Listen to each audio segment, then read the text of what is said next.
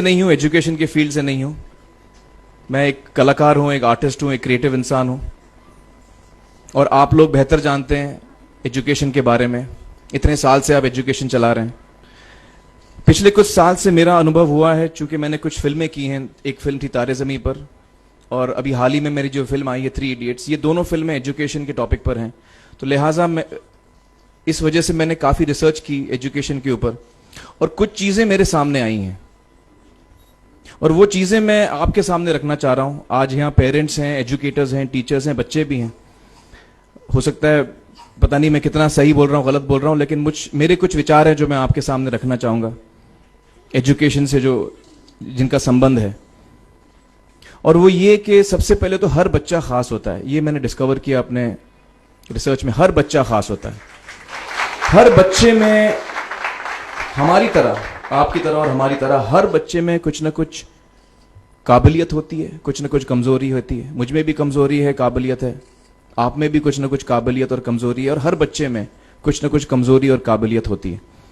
और हमें as parents, as elders, as education system, हमें हर बच्चे की खासियत को पहचानना है, उसे मदद करनी है।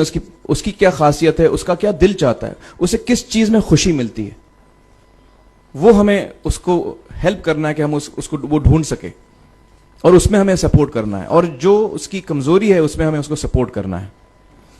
मुझे अक्सर एजुकेशन इंस्टीट्यूट्स मुझे बोलते हैं कि हम हमारे स्कूल में सारे बच्चे पास होते हैं, हमारे स्कूल में सारे बच्चे फर्स्ट आते हैं, या हम जो बोर्ड एग्जाम है उसमें हमारे सारे बच्चे पास होते हैं। मुझे एक सवाल पूछना है कि हमारे कितने बच्चे खुश हैं? सबसे बड़ा सवाल मेरा ये है, how many of our children are happy? और वो जो हैप्पीनेस क्वोशेंट है ना, वो मेरे लिए सबसे अहम है। क्योंकि देखिए, पढ़ाई लिखाई तो हम सीख ही लेते हैं। जब मुझे कोई चीज सीखनी होती है तो मैं कुछ ना कुछ करके सीख ही लेता हूं। हमारी फिल्म 3 इडियट्स जब रिलीज होने वाली थी, रिलीज से पहले हमने कई स्क्रीनिंग्स रखे थे, टेस्ट स्क्रीनिंग जिसको हम कहते हैं, जिसमें कि हम ऑडियंस, जैसे आप लोग हैं, उनको बुलाते हैं, फिल्म दिखाते हैं, उनसे पूछते हैं कि फिल्म कैसी लगी। ऐसे एक टेस्ट स्क्रीनिंग हमने किया था। बंबई में एक फैक्ट्री में कारीगर लोग काम करते हैं, तो करीब 25-30 कारीगर आए थे उस स्क्रीनिंग में। स्क्रीनिंग के बाद उनका एक कारीगर था, उसने मुझसे एक सवाल पूछा। उसने मुझसे ये पूछा, आप लोगों ने फिल्म देखी है 3 इडियट्स? उसमें उसने मुझे एक सवाल पूछा जो बहुत कमाल का सवाल था। उसने मुझे ये सवाल पूछा कि सर, पिक्चर के अंत में हमें पता लगता है कि आप तो रणछोड़ दास थे ही नहीं, रैंचो तो थे ही नहीं आप, तो सर्टिफिकेट तो आपको मिला नहीं, वो तो जावेद जाफरी को मिल गया। तो आप इतने बड़े साइंटिस्ट कैसे बन गए? इतने बड़े पेटेंट्स, 400 पेटेंट्स, जापानी लोग आपके पीछे पड़े हैं, तो आपको सर्टिफिकेट तो मिला नहीं, तो आप इतने बड़े साइंटिस्ट कैसे बन गए? बहुत ही अहम सवाल है ये, बहुत ही इंपॉर्टेंट सवाल है। और ये जो मुद्दा है उसके हार्ट में जाता है ये, कि जब मैं एग्जाम के लिए रट के जवाब देता हूं और वो जवाब में मुझे नंबर मिलते हैं और मैं पास हो जाता हूं, तो मेरे हाथ में एक पर्चा आता है जो मुझे कहता है कि मैं पढ़ा लिखा हूं। लेकिन वाकई में पढ़ा लिखा हूं या नहीं, ये अभी तक हमको श्योर मालूम नहीं है। लेकिन जब आप नॉलेज चाहते हैं कि आपको मिले, विद्या मिले आपको, तो फिर वो कागज का मायने कुछ होता नहीं है। तो मैंने उसको जवाब में 2 सवाल पूछे। मैंने बोला उसको कि भैया, आपको क्या लगता है मैं अच्छा एक्टर हूं? उसने बोला हाँ, देश भर में आप सब लोग मानते हैं आपको, आप अच्छे एक्टर हैं। मैंने उससे कहा कि भैया, मेरे पास कोई सर्टिफिकेट नहीं है जो कहता है कि मैं अच्छा एक्टर हूं। मेरे पास कोई कागज नहीं है जो मुझे बोलता है कि मैं अच्छा एक्टर हूं। मैंने फिर उससे एक सवाल पूछा कि मैंने सुना आप बहुत अच्छे कटर हैं, आपके जो बॉस मुझे बताते हैं कि आप उनके मेन कटर हैं और आपकी बड़ी इज्जत करते हैं वो, आपके पास कोई पर्चा है, सर्टिफिकेट है जो मुझे बताता है कि आप कटर हो? उसने बोला नहीं सर।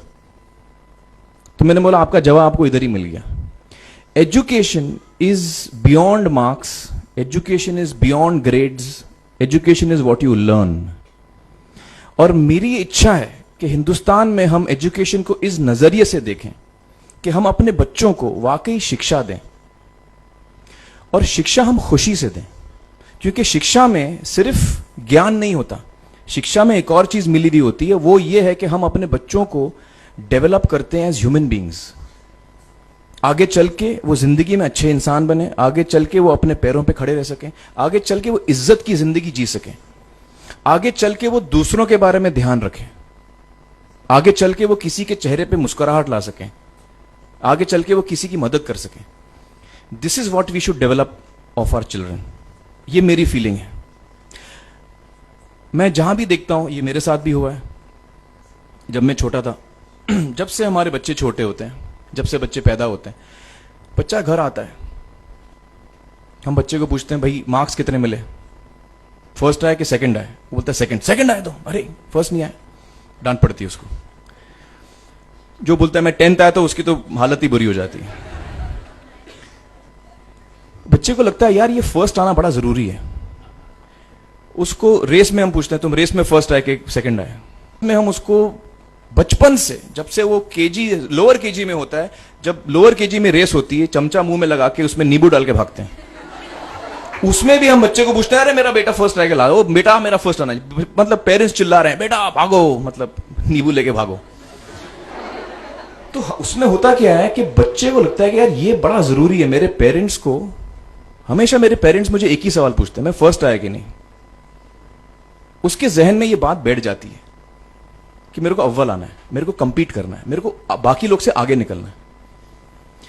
टीचर्स भी यही सवाल उसको पूछते हैं आमतौर पे, मेरे साथ हुआ है। होता क्या है कि जब वो बच्चा 21 साल का होता है तो वो बड़ा सेल्फिश हो जाता है, और उसको सेल्फिश हमने बनाया, हमारे सिस्टम ने बनाया। वो अपने बारे में सोचता है और किसी के बारे में नहीं सोचता, क्योंकि यही हमने उसको ट्रेन किया बचपन से। बचपन से हमने उसको यही ट्रेन किया कि बेटा तुम पहले आना, बाकी सब लोग को भूल जाओ।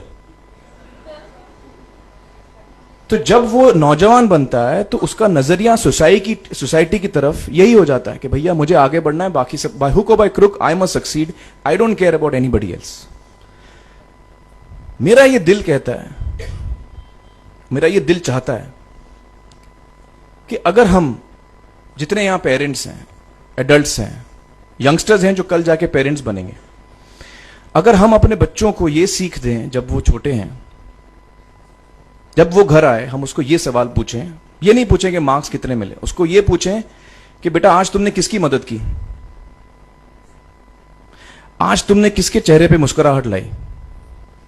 अगर हम उसको ये पूछें तो उसको ये लगेगा कि यार जरूरी ये है, मेरे पेरेंट्स मुझे हमेशा ये पूछते हैं, मार्क्स का तो कभी पूछते नहीं, वो मुझसे ये पूछते हैं कि भैया तुमने किसको हेल्प किया आज।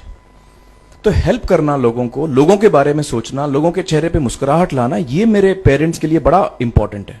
साइकोलॉजिकली वो इस चीज के साथ बड़ा होगा, स्कूल वही जाएगा, पढ़ाई लिखाई वही करेगा, वो उसका नजरिया थोड़ा बदल जाएगा। जब वो बच्चा नौजवान बनेगा, 21 साल का होगा, और सारे बच्चे उस उम्र के जब 21 साल के होंगे, हमारी सोसाइटी चेंज हो जाएगी।